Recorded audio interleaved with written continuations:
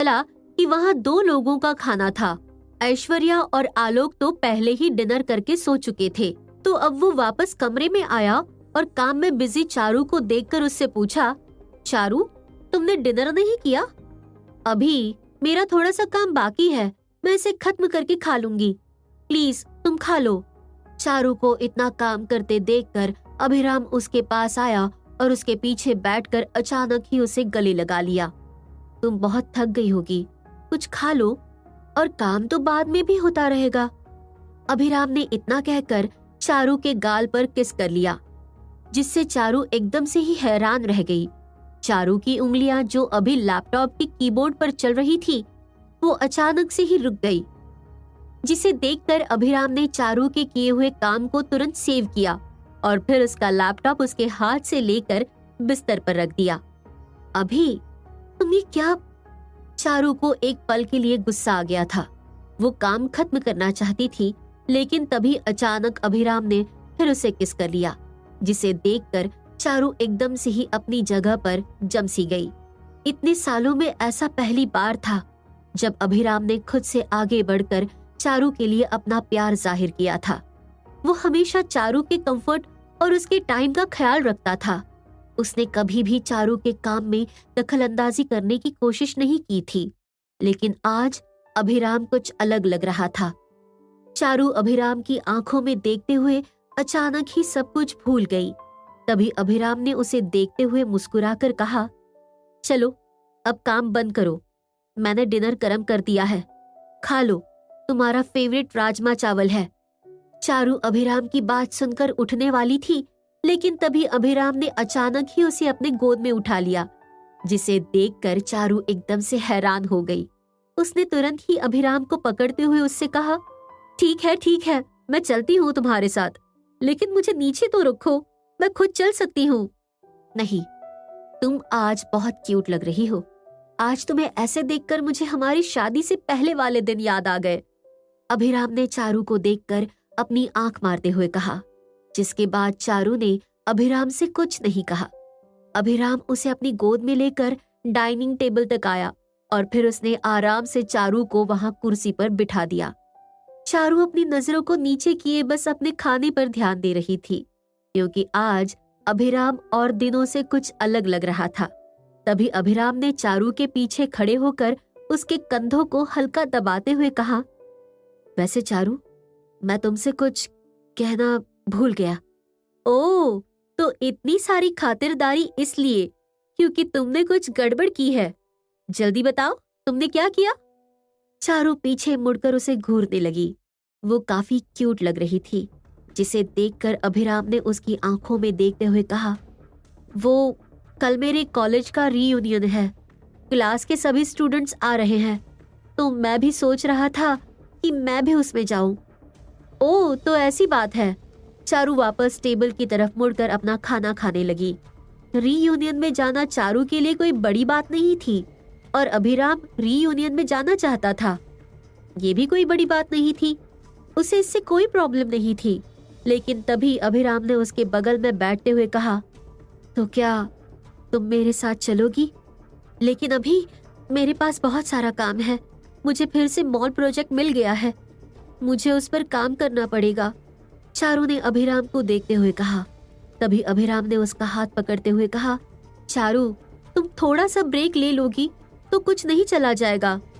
तुम कल contract signing के लिए भेज देना और फिर तुम्हें थोड़ा सा वक्त मिल जाएगा तो तुम मेरे साथ चल सकती हो।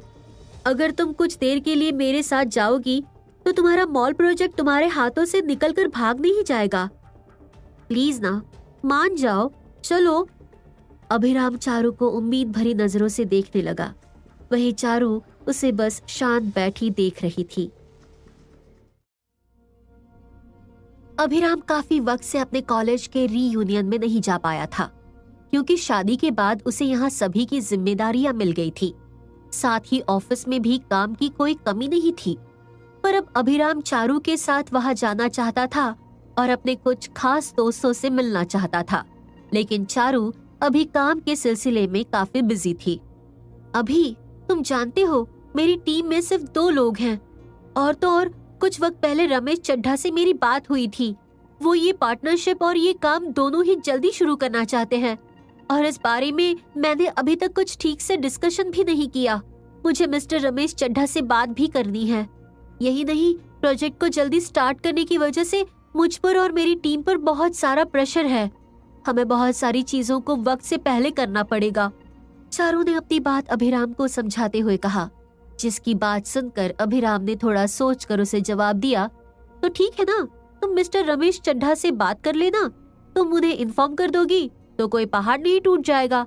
अगर तुम बात नहीं कर सकती तो मैं बात कर लूंगा। मैं उनसे कह दूंगा कि तुम्हें एक दिन का ब्रेक दे दे। अभी तुम सिर्फ एक असिस्टेंट हो और मैं नहीं चाहती कि तुम्हारी नौकरी मेरी वजह से खतरे में पड़े। पर हाँ, मैं कोशिश करूंगी, अगर मेरा कल का काम जल्दी खत्म हो गया तो मैं तुम्हारे साथ जरूर चलूंगी। चारू का इतना कहना ही अभिराम के लिए काफी था। उसने मुस्कुराकर अब अपना डिनर शुरू कर दिया। ठीक है, कोशिश करना कि तुम्हारा काम जल्दी खत्म हो जाए। कल के दिन चारू का सबसे जरूरी और पहला काम था रमेश चड्ढा से मिलकर कॉन्ट्रैक्ट साइन करवाना, और इसी में सबसे ज्यादा वक्त लगने वाला था, जिस बात को लेकर चारू परेशान थी। इधर दूसरी तरफ ईशाना शहर के एक क्लब में अपने कुछ दोस्तों के साथ आई थी। वहाँ काफी लाउड म्यूजिक बज रहा था। काफी सारे लोग उस म्यूजिक के रिदम पर नाच रहे थे। वहाँ रंग बिरंगी लाइट्स जल रही थी। वो पूरा क्लब भरा हुआ था। ईशाना ने क्रॉप टॉप और एक शॉर्ट स्कर्ट पहना था। उसने हमेशा की तरह ढेर सारा मेकअप किया था। वो अपने दोस्तों के साथ बैठी ड्रिंक कर रही थी। तभी चिराग वहाँ आया। उसने जब ईशाना को उसके दोस्तों के साथ देखा तब उसने तुरंत ही ईशाना का हाथ पकड़कर उससे कहा, ईशाना, तुम यहाँ पर क्या कर रही हो? मैं तुम्हें कब से कॉल कर रहा हूँ और तुमने मेरे एक भी कॉल का जवाब नहीं दिया, ना ही कॉल बैक किया। आखिर तुम्हारी प्रॉब्लम क्या है? चिराग, मुझे तुमसे कोई बात नहीं करनी, तुम जाओ यहाँ से। ईशाना ने चिराग से अपना हाथ छुड़वाते हुए कहा, जिसे देखकर चिराग ने फिर से दोबारा उसका हाथ पकड़कर पूछा, आखिर हुआ क्या है? मैं हमेशा तुम्हारी और तुम्हारी फैमिली की हेल्प करने की कोशिश करता हूँ और तुम मुझ पर नाराज हो रही हो। तुम्हें नहीं पता तुमने क्या किया है? ईशाना गुस्से में चिराग का हाथ पकड़कर उसे क्लब के बाहर ले आई। चिराग भी काफी परेशान लग रहा था, जिसके साथ बाहर आते ही ईशाना ने उसका हाथ छोड़ते हुए कहा, आज सिर्फ तुम्हारी वजह से मेरे डैड को उस चारू के सामने झुकना पड़ा, उससे माफी मांगनी पड़ी। तुम इतने अमीर हो फिर भी कोई फायदा नहीं। ध्रुव, उसकी कंपनी के साथ तुम्हारी डील हुई है, तुम उसके साथ काम कर रहे हो, लेकिन फिर भी वो तुम्हारी इज्जत तक नहीं करता। जब भी तुम उसके सामने जाते हो वो तुम्हें ऐसे ट्रीट करता है जैसे तुम उसके नौकर हो। मैंने तुमसे क्या कहा था? मिस्टर यशवर्धन राजपूत का सेक्रेटरी रमेश चड्ढा डैड के साथ मॉल प्रोजेक्ट के डील को कैंसिल करना चाहता है, जो कि खुद यशवर्धन के बेटे ने अप्रूव किया था, लेकिन तुम उसमें भी हेल्प नहीं कर पाए। तुमने सिर्फ अपॉइंटमेंट दिलवाई, वो भी इतना कहने पर, और वहाँ पर रमेश चड्ढा के साथ ध्रुव था। वो ध्रुव जिससे तुम जान पहचान का इतना दावा करते हो, लेकिन उसने मेरे डैड को सबके सामने शर्मिंदा किया। 8 आवर में उसके managing director secretary Ramesh Chadha सबके सामने ध्रुव ने मेरे डैड की बेइज्जती की और उनसे कहा कि अगर उन्होंने चारू को वापस उस मॉल प्रोजेक्ट में नहीं जोड़ा और वो उसे वापस कंपनी में नहीं लेकर आए तो वो मॉल प्रोजेक्ट हमारे फैमिली के लिए एक सपना रह जाएगा, वो हमारे बिजनेस को बर्बाद कर देगा। ईशाना के गुस्से को देखकर चिराग ने भी अब उसे जवाब देते हुए कहा, तो तुम ये सारी चीजें मुझसे कह रही हो? तुम ये क्यों नहीं कहती कि ये सब अभिराम और चारू की वजह से हो रहा है? अभिराम मिस्टर यशवर्धन राजपूत के बेटे का असिस्टेंट है, उसके लिए काम करता है, पूरा दिन उसके आसपास रहता है, और तुम जानती हो कि वो ध्रुव मल्होत्रा का दोस्त है, और मेरी कंपनी और ध्रुव मल्होत्रा की कंपनी के बीच सिर्फ एक बिजनेस डील हुई है और तुम दोनों में फर्क समझ रही हो। और चारू, तुमने देखा नहीं था एंगेजमेंट वाली दिन कैसे वो चारू तैयार होकर आई थी और ध्रुव मल्होत्रा वो वहाँ आते ही सीधा चारू के पास चला गया। देखो ईशाना, ये सारी तुम्हारी प्रॉब्लम है, तुम्हारी फैमिली की प्रॉब्लम है। तुम्हारी वजह से मेरी फैमिली ने भी बिजनेस डील लगभग खो दी थी, पर मैंने तो तुम्हें कभी ब्लेम नहीं किया, लेकिन तुम तो हर चीज का ब्लेम मुझ पर डाल रही हो। चिराग इतना कहकर गुस्से में वहां से चला गया। वो हमेशा ईशाना की हर जिद मानता था, लेकिन अब ईशाना उसकी बेइज्जती कर रही थी। वही चिराग के वहां से जाने के बाद ईशाना गुस्से में खड़ी बस उसे देखती रह गई। उसकी आंखों में आंसू आ गए थे। वो चारू से हारना नहीं चाहती थी, लेकिन चारू उसे हर जगह हरा रही थी, जिस बारे में सोचकर उसे चारू और अभिराम दोनों पर गुस्सा आ रहा था। इधर अगली सुबह चारू तैयार होकर सबसे पहले अपनी कंपनी में गई, जहां पर उसने अपने टीम से बात की और फिर कॉन्ट्रैक्ट साइनिंग के लिए रमेश चड्ढा से मिलने आर टावर चली गई। रमेश चड्ढा ने उसे मिलने के लिए आर टावर बुलाया था। वो जब आर टावर पहुंची तब उसके एमडी ने चारू का बहुत अच्छे से स्वागत किया। उसे बहुत इज्जत के साथ अपने कैबिन में लेकर गया, जहां पर रमेश पहले से ही उसका इंतजार कर रहा था। उसने जैसे ही चारू को वहां देखा, वो अपनी जगह से खड़ा हुआ और मुस्कुरा कर कहा, मिसेस राजपूत, आई होप कि आपने एक कॉन्ट्रैक्ट बना लिया होगा और आपको कोई प्रॉब्लम नहीं हुई होगी। रमेश चड्ढा ने चारू और उसके साथ आए लोगों को बैठने के लिए कहा। तभी चारू ने उसके सामने बैठते हुए उससे पूछा, प्रॉब्लम तो पहले भी नहीं थी, लेकिन आपने साइन करने से मना कर दिया। इसकी वजह मुझे कुछ समझ नहीं आई। जब मिस्टर राजपूत ने इस डील को फाइनल कर लिया था और उन्होंने कहा था कि इस प्रोजेक्ट पर आप चतुर्वेदी ग्रुप के साथ काम करेंगे, तो फिर आपने अचानक से मना क्यों कर दिया? चारू के सवाल को सुनकर रमेश चड्ढा बिल्कुल चुप उसे देखने लगा। कल सुबह ही उसे अभिराम ने कॉल किया था और कहा था कि जब तक भूपेश चतुर्वेदी चारू को वापस अपनी कंपनी और उस प्रोजेक्ट में नहीं लेकर आएगा, तब तक वो उस प्रोजेक्ट को साइन नहीं कर सकता था।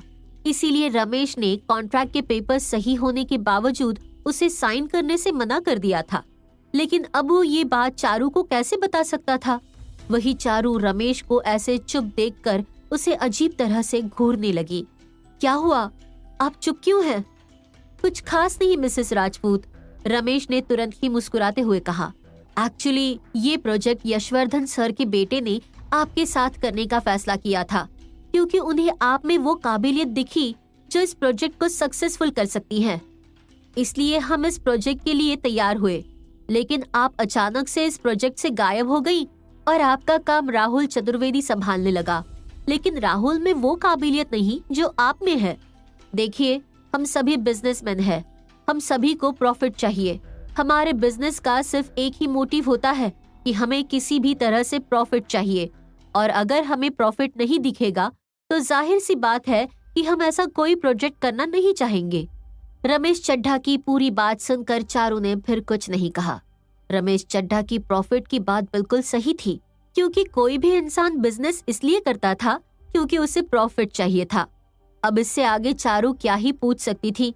उसने तुरंत ही कॉन्ट्रैक्ट पेपर रमेश चड्ढा की तरफ बढ़ा दिए, जिसे लेकर रमेश चड्ढा बिना कुछ सोचे समझे बस उस पर सिग्नेचर करने लगा, जिसे देखकर चारू ने तुरंत ही उसे रोकते हुए कहा, ये आप क्या कर रहे हैं? एक बार कॉन्ट्रैक्ट पढ़ तो लीजिए। मिसेस राजपूत, ये आपने बनाया है, मुझे आप पर ट्रस्ट है, डोंट वरी। रमेश चड्ढा ने इतना कहकर हर पेपर पर अपने सिग्नेचर कर दिए और फिर उस फाइल को वापस चारू के हाथ में देते हुए कहा, ठीक है, तो अब हम इस प्रोजेक्ट को एक साथ सक्सेस की तरफ लेकर चलते हैं। जी जरूर। चारू के कॉन्ट्रैक्ट साइनिंग का काम कुछ ही देर में हो गया। उसे लगा था कि शायद रमेश चड्ढा के साथ उसे कॉन्ट्रैक्ट से पहले काफी देर तक डिस्कशन करना होगा। रमेश को हर कंडीशन और हर क्लॉज समझाना पड़ेगा, लेकिन रमेश ने तो चारू से कुछ पूछा तक नहीं।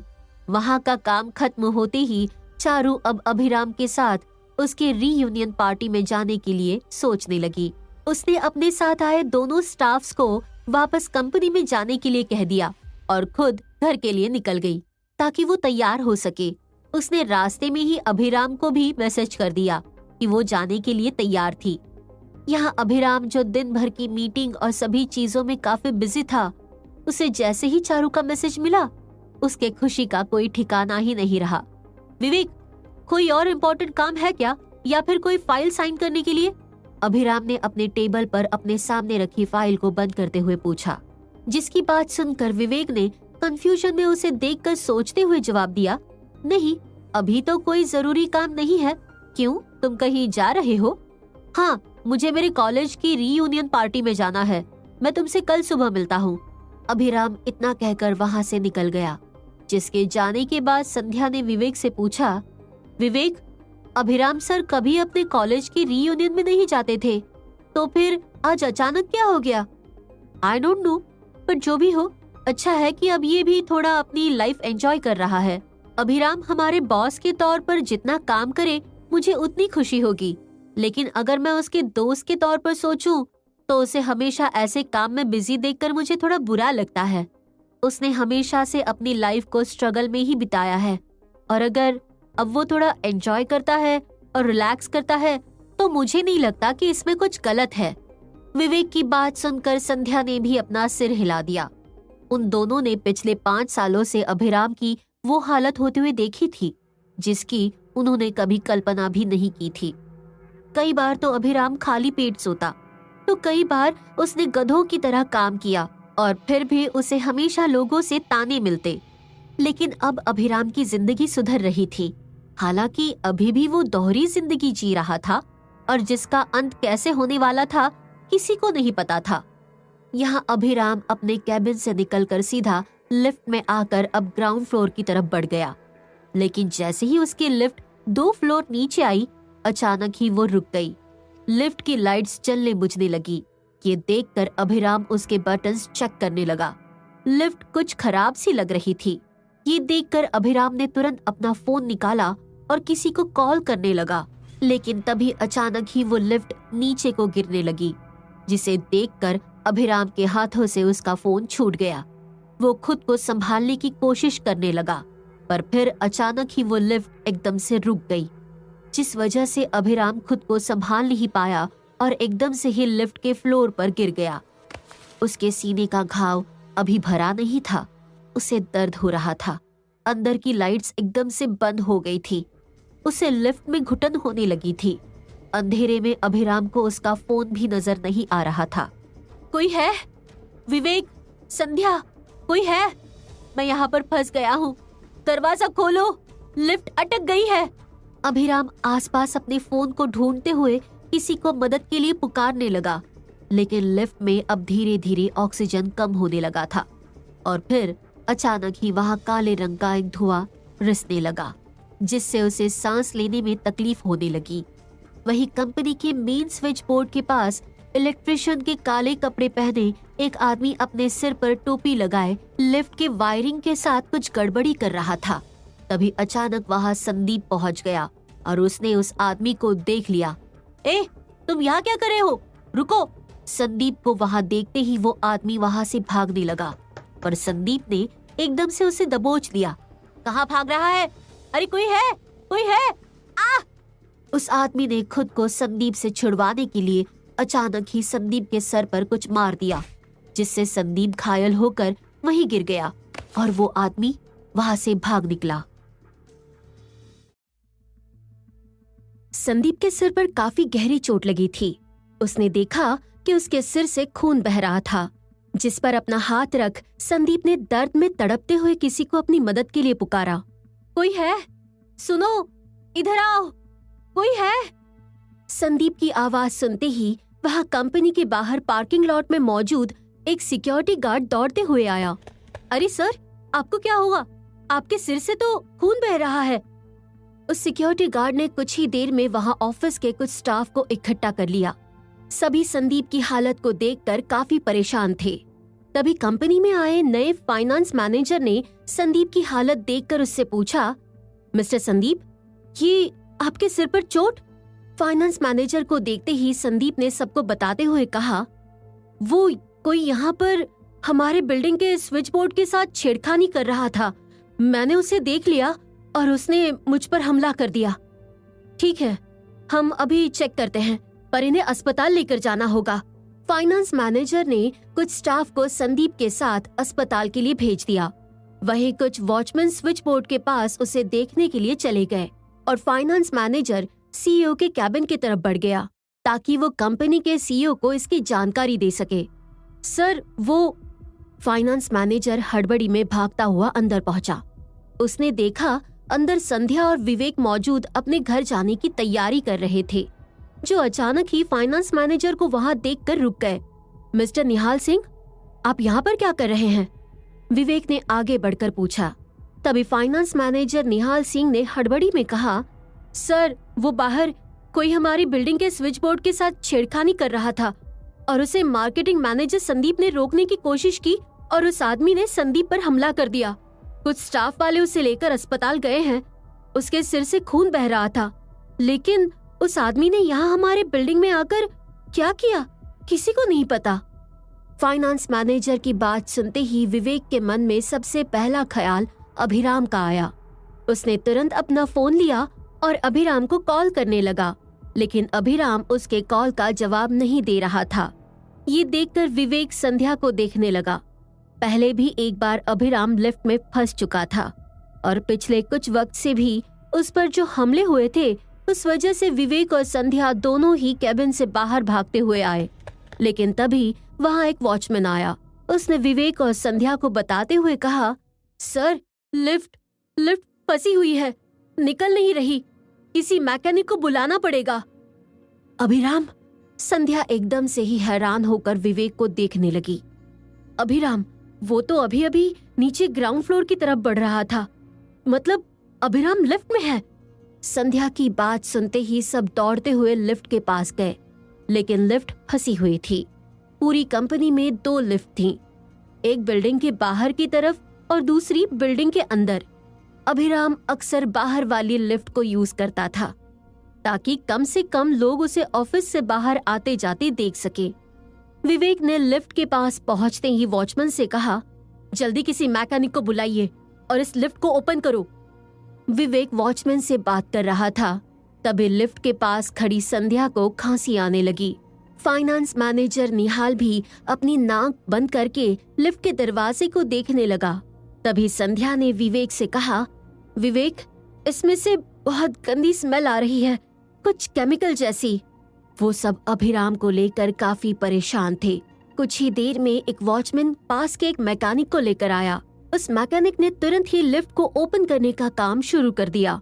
लिफ्ट जैसे ही ओपन हुई, विवेक, संध्या और निहाल के साथ कुछ और स्टाफ जो लिफ्ट के दरवाजे पर खड़े थे, वो कुछ कदम पीछे हट गए। लिफ्ट से बहुत सारा धुआं निकल रहा था, जिसमें सांस लेना नामुमकिन था। पर विवेक इन सब के फिक्र किए बिना भागकर लिफ्ट के अंदर गया। अभिराम लिफ्ट के अंदर बेहोश हालत में पड़ा हुआ था, जिसे देखते ही विवेक उसे फाइनेंस मैनेजर की मदद से उठाकर कैबिन में लेकर आया। उसने जल्दी से अभिराम के पल्स रेट को चेक किया। सब कुछ ठीक था, लेकिन अभिराम को होश नहीं आ रहा था। तब तक संध्या के बुलाए हुए डॉक्टर भी वहां आ गए। वहां उन्होंने तुरंत ही अभिराम के मुंह पर ऑक्सीजन मास्क लगाया और उसे इंजेक्शन दिया। डॉक्टर, अभिराम को क्या हुआ है? वो ठीक तो है ना? विवेक ने डॉक्टर को कैबिन के बाहर आते हुए देखकर उससे पूछा। तब डॉक्टर ने अभिराम के बारे में बताते हुए उसे जवाब दिया, घबराने की कोई बात नहीं है। उन्होंने कार्बन डाइऑक्साइड को ज्यादा ही इनहेल कर लिया था, इस वजह से वो बेहोश हो गए थे। पर कुछ देर ऑक्सीजन में रहेंगे और आराम करेंगे तो ठीक हो जाएंगे। डॉक्टर ने इसके साथ ही अभिराम के लिए कुछ मेडिसिन्स दी, जिनके जाने के बाद विवेक ने ऑफिस के सभी स्टाफ को देखकर उनसे रिक्वेस्ट करते हुए कहा, आई नो कि आप सब इस हादसे को देखकर काफी परेशान हैं और पिछले कुछ वक्त से जो हो रहा है वो सब ठीक नहीं है, लेकिन मैं रिक्वेस्ट करूंगा कि जो भी आज यहाँ पर हुआ है, आप लोग उस बारे में किसी को कुछ न बताएं, क्योंकि इससे कंपनी का नाम खराब होगा। और हमारे बॉस मिस्टर राजपूत, वो अभी अभी इस कंपनी में आए हैं, उनके लिए भी मुश्किल बढ़ेगी। हम सब एक परिवार जैसे हैं, तो मैं उम्मीद करूंगा कि आप सब इस बात को समझेंगे। विवेक सर, आप चिंता मत कीजिए, हम में से कोई भी इस बात को बाहर नहीं बताएगा। पंकज ने आगे बढ़कर विवेक को भरोसा दिलाया। साथ ही सभी ऑफिस के लोग भी इस बात से सहमत थे। वैसे भी देखा जाए तो अभिराम उन सब की नजरों में एक छोटा सा एम्प्लॉय था और उसकी जान खतरे में होना या फिर उसके साथ ऐसा हादसा होना उनके लिए कोई बड़ी बात नहीं थी। लेकिन विवेक और संध्या एक बार फिर अभिराम पर हमला होते देख परेशान थे। इधर दूसरी तरफ चारू घर पहुंचकर अभिराम के साथ उसके कॉलेज के रीयूनियन पार्टी में जाने के लिए तैयार हो गई थी। उसने ब्लैक कलर का काफी शाइनी गाउन पहना था, साथ ही अपने बालों को कर्ल करके एक मेसी बन बनाया था। साथ ही कानों में डायमंड इयररिंग्स थी, जो कि उसके शादी पर उसके डैड ने दिए थे। वो तैयार हुई बैठी अपने घर के हॉल में कब से अभिराम का इंतजार कर रही थी, जिसे देखकर ऐश्वर्या, जो काफी देर से उसे देख रही थी, उसने पूछा, तू ऐसे तैयार होकर क्यों बैठी है? फोन करके पूछ पनौती कहाँ है? क्या पता उसके बॉस ने फिर से उसे अपनी चाकरी पर लगा दिया हो। माँ, मैं अभी को कॉल कर रही हूँ, लेकिन वो जवाब नहीं दे रहा, चारू ने ऐश्वर्या को बताते हुए कहा। जिसकी बात सुनकर अब ऐश्वर्या ने अभिराम पर गुस्सा होते हुए कहा, मुझे पता था कि वो निकम्मा नाश पीटा कोई पनौती ऐसा ही करेगा, तो उसके साथ पार्टी में जाने के लिए कैसे मान गई? अभी तक वो पूरी तरह से ठीक नहीं हुआ। घर के काम तो करता नहीं, बाहर उसे पार्टी में जाना है। आने तो दो, देख आज उसकी कैसी खबर लेती हूँ। चारू बार बार अपने फोन में टाइम देख रही थी। रात के 8 बज गए थे। अभिराम ने कहा कि वो 7 बजे ही यहाँ से निकलेंगे, क्योंकि पार्टी जिस होटल में थी वो यहाँ से काफी दूर था। उसे टेंशन हो रही थी। यहाँ अभिराम, जो काफी देर से बेहोश था, उसकी आंखें जैसी ही खुली, उसने खुद को अस्पताल में पाया। उसके सिर में तेज दर्द हो रहा था और उसके सीने में जहाँ गोली लगी थी वहाँ भी काफी दर्द हो रहा था। उसने संभल कर उठते हुए अपने आसपास देखकर पूछा, मैं यहाँ पर कैसे पहुंचा? मैं तो लिफ्ट में। अभिराम की बात अभी खत्म भी नहीं हुई थी, तभी पार्थ एक नर्स के साथ वहां पर आया। पार्थ ने अभिराम की हालत देखकर उससे पूछते हुए कहा, तुम खतरों के खिलाड़ी में कब से जा रहे हो? नहीं बता दो, क्योंकि पिछले कुछ वक्त से तुम बहुत ही ज्यादा अच्छे स्टंट करने लग गए हो और मैं तुम्हारा पर्सनल डॉक्टर बनकर रह गया हूँ। इतना परेशान तो मुझे वो पेशेंट भी नहीं करते जो सिर्फ मुझे यहाँ पर देखने के लिए आते हैं। और तुम दोस्त हो या दुश्मन? पार्थ ने अभिराम को चेक करते हुए पूछा। तभी अभिराम ने कंफ्यूजन में उससे पूछा, मैं यहाँ पर कैसे पहुंचा? पार्थ ने अभिराम की हालत देखकर नर्स को वहां से भेज दिया। फिर उसके पास बैठते हुए उससे पूछा, क्या तुम्हें सच में कुछ याद नहीं कि तुम्हारे साथ क्या हुआ था? मुझे याद है, मैं लिफ्ट में था और लिफ्ट अचानक बंद पड़ गई, लेकिन उसके बाद मुझे कुछ याद नहीं, अभिराम ने बताते हुए जवाब दिया। उसकी बात सुनकर पार्थ ने अब उसे सब कुछ सच सच बता दिया, जिसे सुनकर अभिराम हैरान रह गया। क्या फिर किसी ने मुझ पर हमला किया? लेकिन तुम सबने तो कहा था कि वो प्रॉब्लम सॉल्व हो चुकी है। एग्जैक्टली, हम लोगों को भी लगा था कि वो प्रॉब्लम सॉल्व हो चुकी है, लेकिन अब पता नहीं कौन तुम्हें नुकसान पहुंचाने की कोशिश कर रहा है। देखो राम, तुम्हारी सेफ्टी इसी में है कि तुम ऑफिशियली अनाउंस कर दो कि तुम कौन हो। ऐसे में हम तुम्हारी सिक्योरिटी के लिए तुम्हारे साथ बॉडीगार्ड रख सकते हैं, तुम्हें प्रोटेक्ट कर सकते हैं। लेकिन अगर तुम ऐसे नॉर्मल लाइफ चाहोगे तो हम एक नॉर्मल इंसान के लिए वो सब नहीं कर सकते जो राजपूत एम्पायर के वारिस की सेफ्टी के लिए करना चाहिए, पार्थ ने अभिराम को समझाते हुए कहा। लेकिन अभिराम ने जैसे ही पार्थ की बात सुनी, उसे अचानक ही चारू की याद आई। उसे याद आया कि उसे आज रीयूनियन पार्टी में जाना था। तब उसने बिस्तर से उतरते हुए उससे पूछा, पार्थ, टाइम क्या हुआ है? ये तुम क्या कर रहे हो? अभी मैंने तुम्हारे जख्मों को ड्रेसिंग किया है और तुम हो कि... राम, मैं कह रहा हूँ, चुपचाप बैठ जाओ। मैं चारू को इन्फॉर्म कर देता हूँ कि तुम नहीं आ पाओगे, तुम्हारी हालत खराब है, और अगर ये नहीं बताना है तो मैं कह देता हूँ कि रूटीन चेकअप चल रहा है। पार्थ ने अभिराम का हाथ पकड़ते हुए उसे रोक लिया, लेकिन अभिराम ने तुरंत ही उससे अपना हाथ छुड़ाते हुए कहा, नहीं, मैं अब नहीं चाहता कि चारू मेरी वजह से फिर से परेशान हो। मैं ठीक हूँ, तुमने ड्रेसिंग कर दी है ना? देखो, मैं ठीक हूँ। तो तुम नहीं मानोगे। पार्थ अभिराम को जाते हुए देखकर बस खड़ा रह गया, लेकिन अभिराम बिना पार्थ की बात सुने वहां से चला गया। उसके जाते ही पार्थ ने अपना फोन लिया, फिर किसी को कॉल करके फोन पर बताते हुए कहा, मैंने उसे रोकने की कोशिश की थी, लेकिन वो चला गया। इसके आगे क्या करना है वो तुम देख लो। पार्थ ने इतना कहकर अपना फोन वापस अपनी कोट की जेब में डाल दिया। वही अभिराम ने हॉस्पिटल से बाहर निकलते ही एक टैक्सी की और घर की तरफ निकल गया। अभिराम कुछ देर बाद जैसे ही घर पहुंचा, उसने देखा चारू दरवाजे पर ही खड़ी उसका इंतजार कर रही थी। चारू ने जब अभिराम को अपने सामने देखा तब वो दौड़ते हुए उसके पास गई और उसे अच्छे से देखने लगी। अभी तुम ठीक हो ना? तुम्हें कुछ हुआ तो नहीं? तुम कॉल का जवाब क्यों नहीं दे रहे थे? तुम्हें पता है मैं कितनी परेशान थी। तुम अभी पूरी तरह से ठीक नहीं हुए हो और फिर भी काम करने जा रहे हो। चारू रिलैक्स, मैं ठीक हूँ, कुछ नहीं हुआ। एक्चुअली थोड़ा अर्जेंट काम आ गया था और फोन आई थिंक ऑफिस में छूट गया है। I am sorry. अभिराम ने चारू को गले लगा लिया। तभी पीछे से ऐश्वर्या की आवाज आई। आ गया निकम्मा, मेरी बेटी कब से इंतजार कर रही है और तुझे काम, अगर काम ही करना था तो तू काम ही क्यों नहीं करता? इसे इतना तैयार होने के लिए क्यों बोला? ऐश्वर्या की आवाज सुनते ही अभिराम चारू से अलग हो गया। फिर वो दौड़ता हुआ अपने कमरे में गया।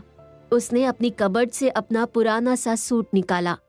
फिर वो कुछ ही देर में तैयार हो गया। लेकिन तभी चारू ने अभिराम के पहले पहने हुए शर्ट को अपने हाथ में उठाकर देखते हुए उससे पूछा, अभी तुम्हारी शर्ट में खून लगा है, तुम्हारी ड्रेसिंग खराब हो गई थी क्या? दिखाओ तो जरा। चारू ने अभिराम के पहने हुए शर्ट को निकालकर जब उसकी ड्रेसिंग को ठीक से देखा तब उसे उस पर खून का कोई भी निशान नहीं दिखा, लेकिन अभिराम के शर्ट पर खून के कुछ निशान थे, जिसे देखकर वो अभिराम को शक भरी नजरों से घूरने लगी। सच बताना, कुछ हुआ था क्या? देखो अभी, मैं झूठ नहीं सुनना चाहती। चारू, लिफ्ट में एक छोटा सा एक्सीडेंट हो गया था, अभिराम ने हिचकिचाते हुए कहा। लेकिन चारू ने अचानक ही उसका कॉलर पकड़ा। थोड़ा सा एक्सीडेंट हो गया था? मतलब क्या है? साफ साफ बताओ, क्या हुआ था? चारू को अपने लिए परेशान देखकर अभिराम सोच में पड़ गया कि वो क्या कहे। चारू को अपने लिए इतना परेशान देखकर अभिराम को काफी बुरा लग रहा था। वो उसे और ज्यादा परेशान करना नहीं चाहता था। उसने तुरंत ही चारू को उसके कंधे से पकड़कर उसकी आंखों में देखते हुए कहा, चारू, कुछ नहीं हुआ। वो लिफ्ट कुछ टेक्निकल प्रॉब्लम की वजह से रुक गई थी और अचानक रुकने की वजह से मैं डिसबैलेंस हो गया और मुझे चोट लग गई।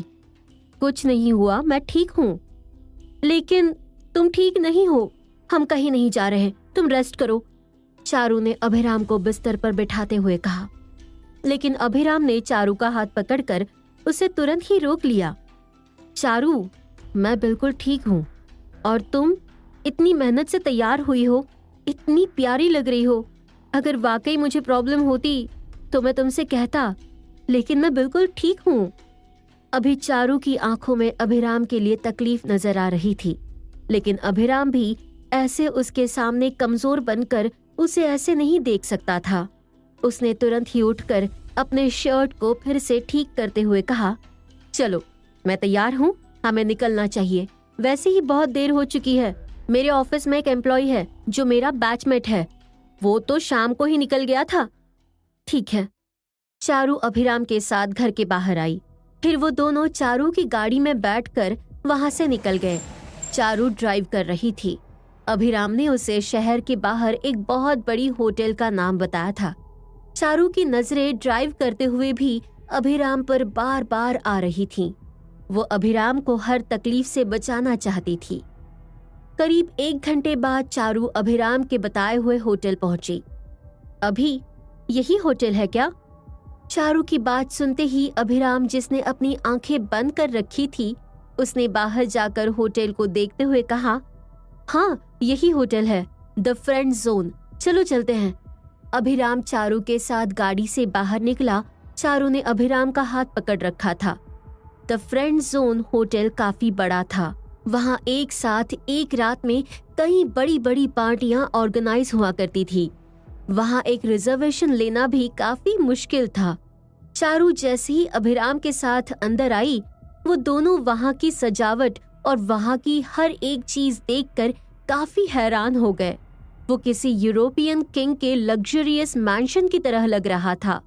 दीवारों पर महंगी पेंटिंग और कई तरह के स्कल्पचर्स, पूरे गलियारों में रेड कलर का कारपेट बिछा हुआ था। वहां की खूबसूरती देखते ही बन रही थी। ऊपर सीलिंग पर जगह जगह छोटे छोटे झूमर लटके हुए थे। वो दोनों एक साथ उस होटल के एक पार्टी रूम में पहुंचे। जब एक साथ अंदर गए तब उन्होंने देखा वहां काफी भीड़ थी। सभी अलग अलग टेबल पर ग्रुप्स में बैठे बातें कर रहे थे। वहां लाइट म्यूजिक बज रहा था। वहां सभी के हाथों में शैंपेन, वोडका और बियर थी। अभिराम, जिसने साधारण सा शर्ट पैंट पहना था, वो राजकुमारी जैसे दिखने वाली चारू के साथ जैसे ही अंदर आया, सभी की नजरें उन दोनों पर आ गई। अभिराम को कॉलेज के सभी लोग बहुत अच्छे से जानते थे। सभी के लिए वो एक फटीचर था, लेकिन चारू जैसी किसी अमीर घराने की लड़की को देखकर वो काफी हैरान थे। तभी अचानक वहां लोगों के भीड़ के बीच अभिराम को एक आदमी की आवाज सुनाई दी। अभी, इधर, हम यहाँ पर हैं। अभिराम ने उस आवाज का पीछा करते हुए जैसे ही अपनी नजरों को वहां भीड़ के पीछे किया, तभी उसकी नजर उसी के उम्र के उसके दोस्त पर पड़ी, जिसे देखते ही वो तुरंत चारू के साथ उसकी तरफ बढ़ गया। चारू वहां किसी को जानती नहीं थी। वो बस अभिराम के साथ आगे बढ़ती जा रही थी। अभिराम वहां एक टेबल के पास पहुंचा, जहां पर पहले ही दो आदमी अकेले बैठे थे। उनमें से एक ने अभिराम के जैसे ही सिंपल सा शर्ट पैंट पहना था और दूसरे ने कोट पैंट पहना था। हालांकि वो काफी पुराना दिख रहा था। एक आदमी की बड़ी बड़ी मूंछें थी और दूसरे के बाल लंबे थे। वो दोनों ही दिखने में ठीक ठाक थे, जिन्हें देखते ही अभिराम ने उन दोनों को चारू से मिलवाते हुए कहा, चारू, ये दोनों मेरे कॉलेज के दोस्त हैं। इसका नाम है हिमांशु और इसका नाम है गौरव। हिमांशु इस शहर में नहीं रहता, ये दूसरे शहर में नौकरी करता है, और इसकी पत्नी और इसका बेटा यहीं इसी शहर में रहते हैं, तो ये कभी कभी उनसे मिलने आता है। और गौरव यही इसी शहर में काम करता है, लेकिन कभी मुलाकात नहीं हो पाती। नमस्ते, चारू ने अभिराम के दोनों दोस्तों को देखकर मुस्कुराते हुए कहा। वो दोनों ही अभिराम के जैसे ही दिख रहे थे। उनमें से कोई भी पैसे वाला नहीं था। फिर अभिराम और चारू उनके साथ बैठ गए। तभी गौरव ने अभिराम से पूछते हुए कहा, वैसे तुझे राजकुमारी कहाँ से मिल गई? शादी में तो हम दोनों आ नहीं पाए, लेकिन तूने बताया नहीं कि भाभी इतनी खूबसूरत है। गौरव की बात सुनकर चारू मुस्कुरा रही थी। तभी अभिराम ने चारू को एक नजर देखकर हंसते हुए कहा, ऐसी कोई बात नहीं है। वैसे मैं लकी तो हूँ, तभी तो चारू जैसी लड़की मेरी वाइफ बनी और मेरा सपोर्ट सिस्टम बनी, और चारू की वजह से ही मैं यहाँ तक पहुँच पाया। भाभी, टेंशन मत लेना। अगर आपको इसकी कोई भी पुरानी बात पूछनी हो तो हमसे पूछ सकते हो। हम लोगों ने कॉलेज में बहुत मस्ती की है, हिमांशु ने चारू को देखकर उससे कहा, जिसकी बात सुनकर चारू भी उनसे बहुत नॉर्मली बात कर रही थी।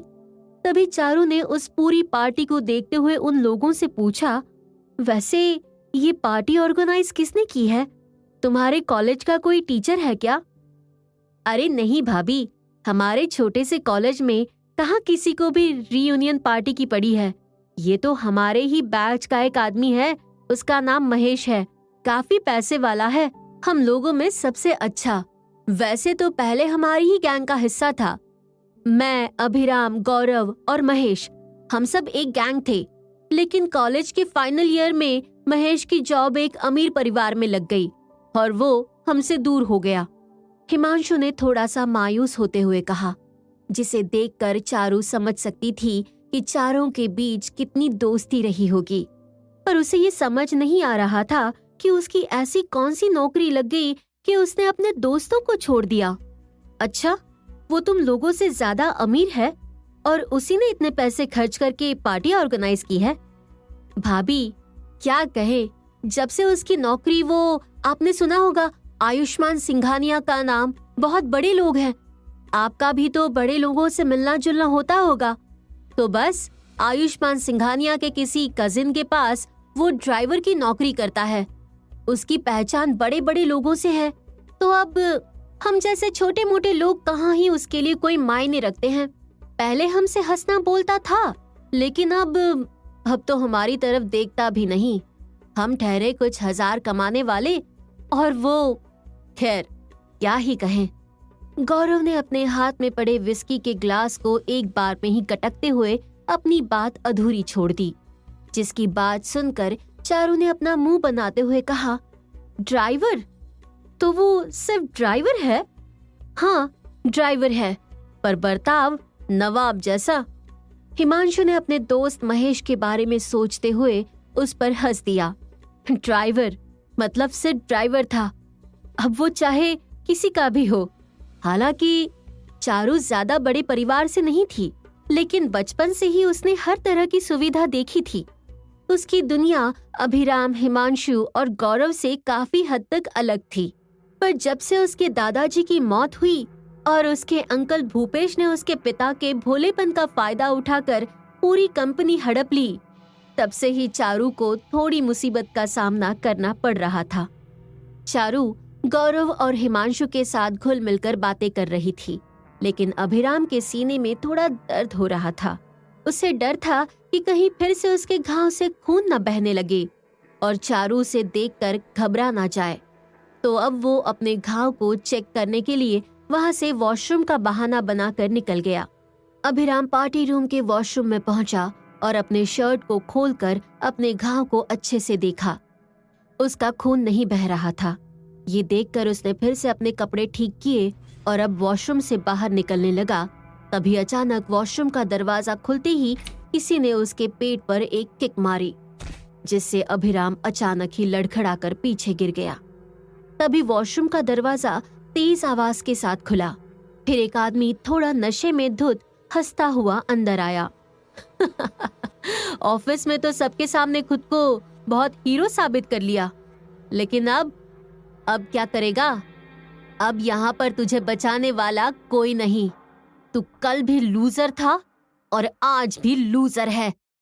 तुझे क्या लगता है तू सीईओ का असिस्टेंट बन गया तो हम लोगों से मुकाबला कर सकता है? अभिराम अपने सामने खड़े उस आदमी को देखकर एकदम से हैरान हो गया।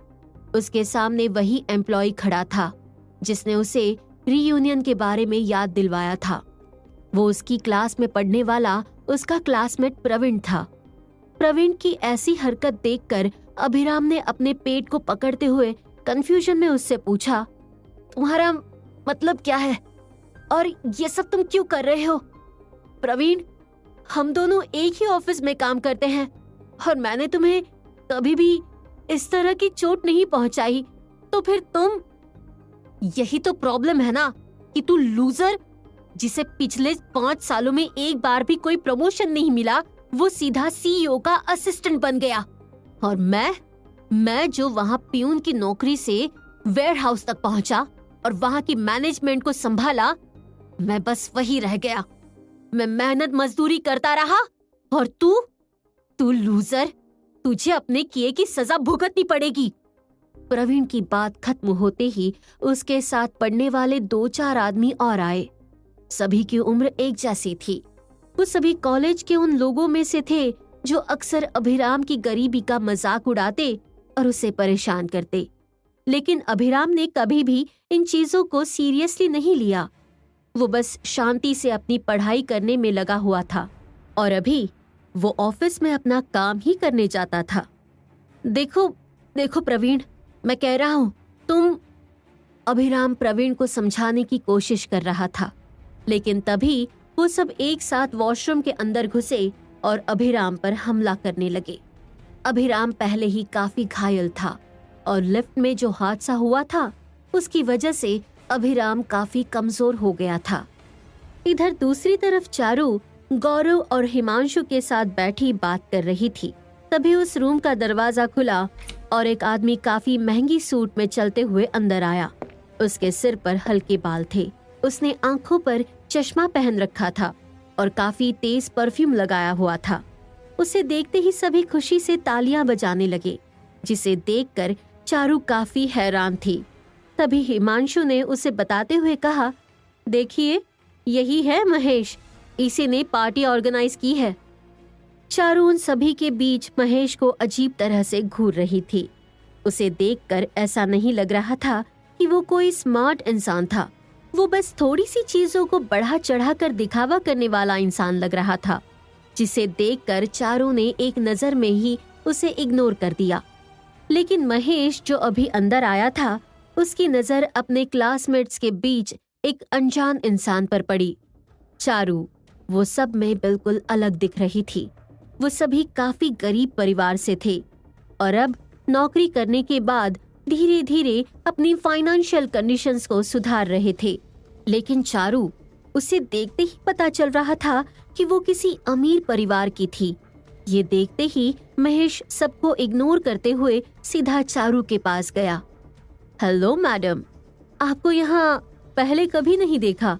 आप यहाँ पर किसी के साथ आई हैं? अगर आप बुरा ना मानो तो एक ड्रिंक हो जाए। मुझे कोई इंटरेस्ट नहीं है, प्लीज। चारू ने एक बार में ही महेश को इग्नोर कर दिया। लेकिन महेश उन लोगों में से नहीं था जो लोगों के किसी भी बात को इतनी जल्दी एक्सेप्ट कर ले। उसने तुरंत ही चारू का हाथ पकड़ लिया। कम ऑन, बस एक ही ड्रिंक की तो बात है, कुछ नहीं होगा। चलिए, आप यहाँ पर इन निखट्टुओं के साथ बैठी हो, मेरे साथ मेरे टेबल पर बैठिए। मैंने कहा मेरा हाथ छोड़ो।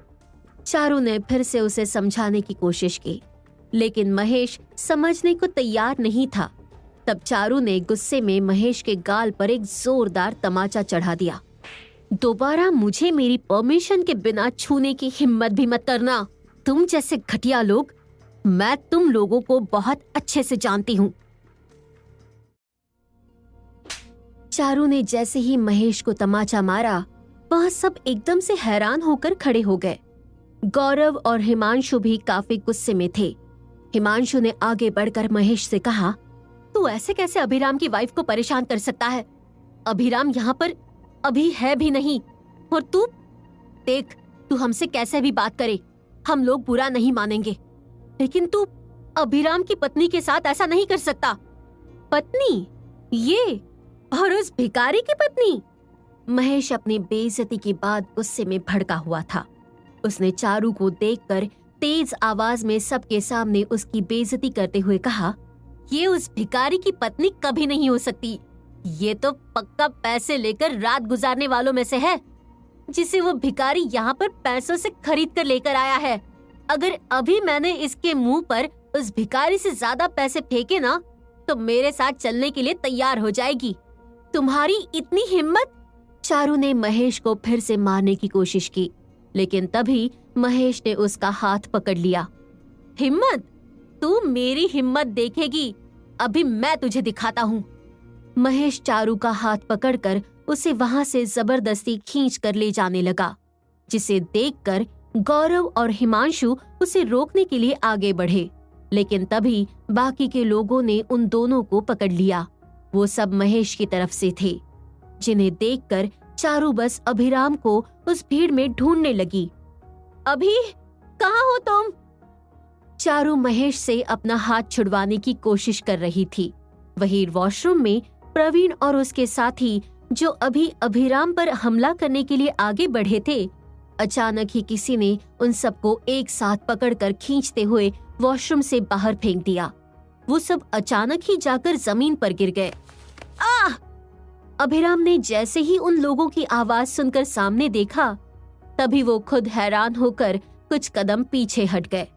उसके सामने काले कपड़ों में एक काफी लंबा चौड़ा आदमी खड़ा था।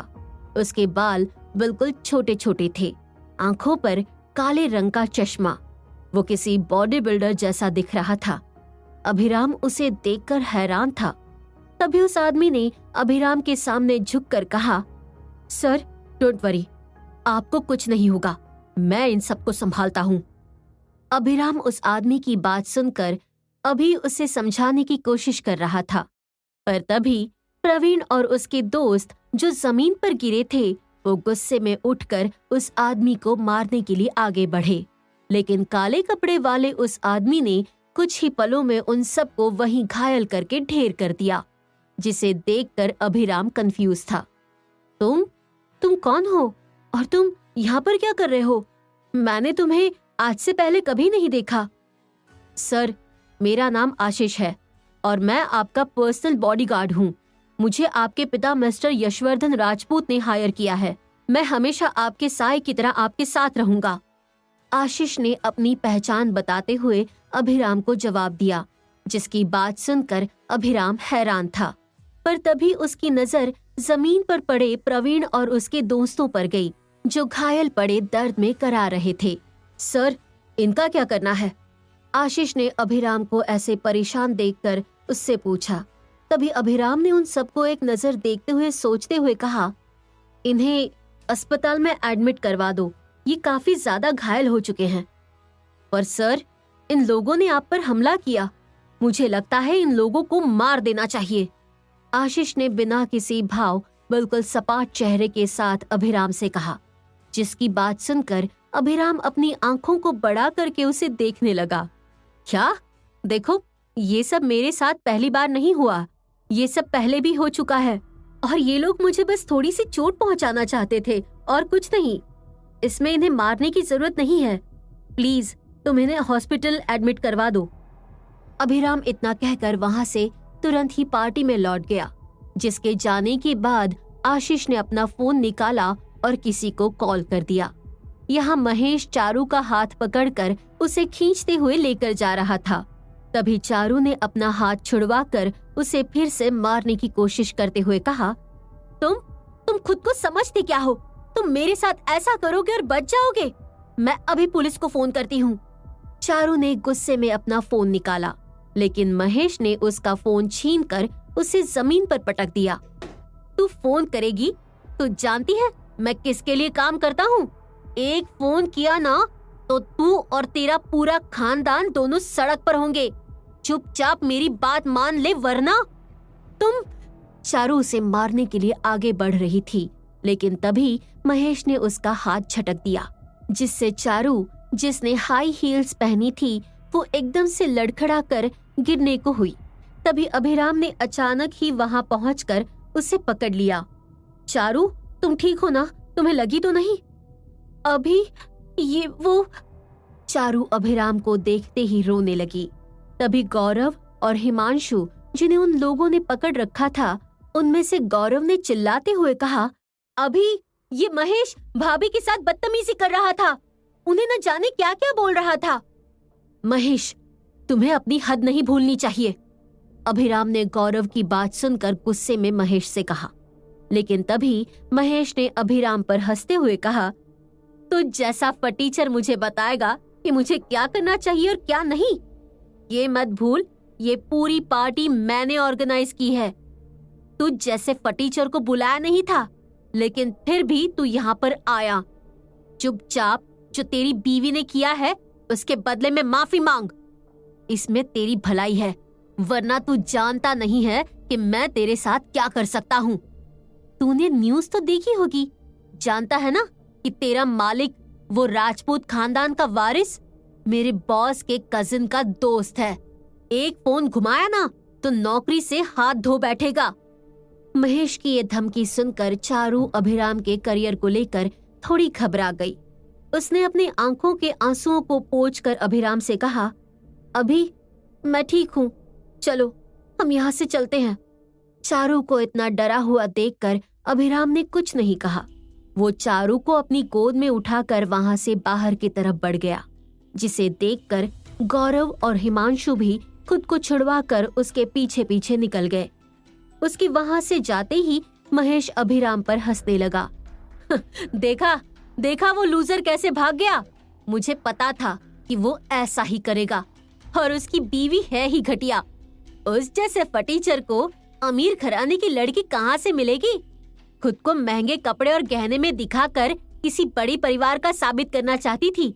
महेश सभी लोगों में सबसे ज्यादा पैसे वाला दिखता था, तो सभी उसकी हाँ में हाँ मिलाने लगे, जिससे खुश होकर महेश ने उन सभी के लिए उनकी पसंद का ड्रिंक फिर से मंगवाया।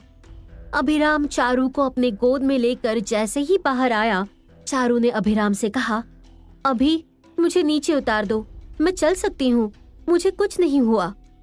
चारू की बात सुनकर अभिराम ने बिना उसकी तरफ देखे आगे बढ़ते हुए जवाब दिया, मुझे कुछ नहीं सुनना। तुम्हारी हालत ठीक नहीं। आई एम सॉरी कि मैं तुम्हें वहां पर अकेले छोड़कर चला गया। आगे से ऐसा कुछ नहीं होगा। अभी इसमें तुम्हारी गलती नहीं है, गलती मेरी है। मुझे उस पर हाथ नहीं उठाना चाहिए था। सबके सामने मेरी वजह से तुम्हारी बेइज्जती हो गई। चारू को काफी पछतावा हो रहा था। अगर वो उस महेश के साथ एक ड्रिंक पी लेती तो शायद ऐसा कुछ नहीं होता, लेकिन अभिराम को उससे कई ज्यादा बुरा लग रहा था।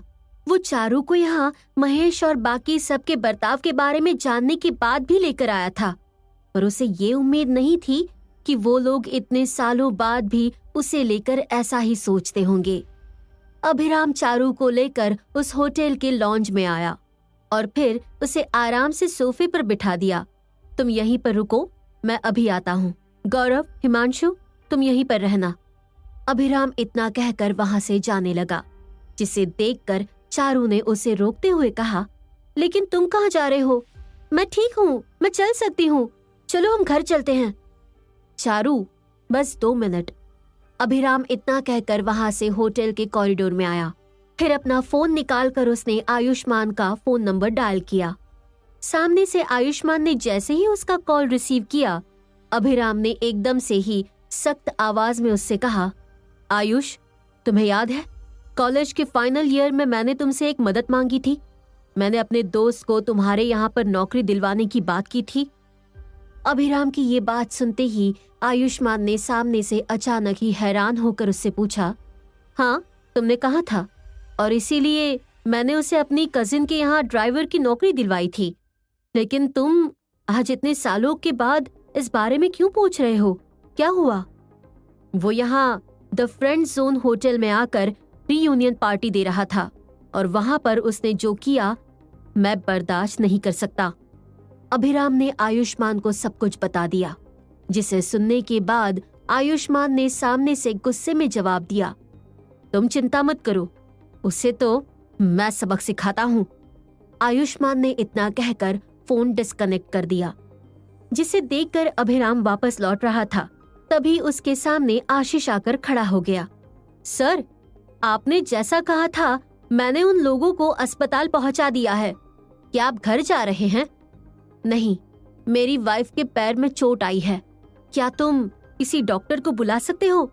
अभिराम की बात सुनते ही आशीष ने तुरंत अपना फोन निकालकर उसमें कुछ टाइप किया, जिसके कुछ सेकंड के बाद ही वहां पूरी एक मेडिकल टीम आ गई, जिसे देखते ही अभिराम हैरान रह गया। तभी आशीष ने उसे बताते हुए कहा, ये मेडिकल टीम है जिसे ड्राई हॉस्पिटल से आपके पिता ने आपके पर्सनल ट्रीटमेंट के लिए भेजा है। आप अभी पूरी तरह से ठीक नहीं हुए, इसलिए आपको कभी भी ट्रीटमेंट की जरूरत पड़ सकती है, तो इमरजेंसी के लिए ये हमेशा आपके साथ ही रहेंगे। अच्छा ठीक है, पर मुझे सिर्फ अपनी वाइफ के पैर को दिखाना है जो लॉन्च में बैठी है, अभिराम ने कंफ्यूजन में कहा। तभी वो डॉक्टर की टीम बिना सोचे समझे वहां से लॉन्च की तरफ बढ़ गई, जिसे देखकर अभिराम उनके पीछे पीछे आया। वही आशीष लॉन्च के बाहर ही रुका था ताकि कोई और उसे देख ना पाए। डॉक्टर की टीम ने चारू के पास पहुंचते ही उसके पैर और उसकी पूरी बॉडी को अच्छे से देखना शुरू कर दिया, जिसे देखकर चारू, गौरव और हिमांशु तीनों हैरान थे। चारू ने खुद को डॉक्टर से थोड़ा बचाते हुए अभिराम से कहा, अभी ये सब क्या है और ये लोग यहाँ पर क्या कर रहे हैं? मैं ठीक हूँ। चारू काफी परेशान थी, लेकिन डॉक्टर चारू के हाथ पैर को अच्छे से देख रहे थे। तभी एक डॉक्टर ने चारू के पैर को देखकर अभिराम से कहा, मैडम के पैरों में मोच आई है, इन्हें कुछ ऑइंटमेंट के साथ कुछ दिनों के लिए कुछ मेडिसिन के प्रिस्क्रिप्शंस को फॉलो करना होगा। 1 हफ्ते तक हाई हील्स नहीं पहन सकती, इसके अलावा ज्यादा देर तक खड़ी नहीं हो सकती, ज्यादा चल फिर भी नहीं सकती, इन्हें आराम करना होगा। डॉक्टर ने कुछ ही मिनट में चारू के पैरों पर अच्छे से बैंडेज कर दिया, जिसे देखकर चारू काफी हैरान थी। डॉक्टर अपना काम खत्म करके तुरंत ही वहां से निकल गए। वहीं चारू हैरानी से अभिराम को देख रही थी। तभी अभिराम ने हंसते हुए कहा, वो इस होटल में फैसिलिटी है, यहाँ के किसी भी गेस्ट को अगर चोट लगती है तो ये उसके लिए मेडिकल टीम भेज देते हैं। अभिराम ने हिचकिचाते हुए जवाब दिया, लेकिन चारू, गौरव और हिमांशु तीनों ही सवालिया नजरों से उसे देख रहे थे, जिन्हें देखकर अभिराम सोच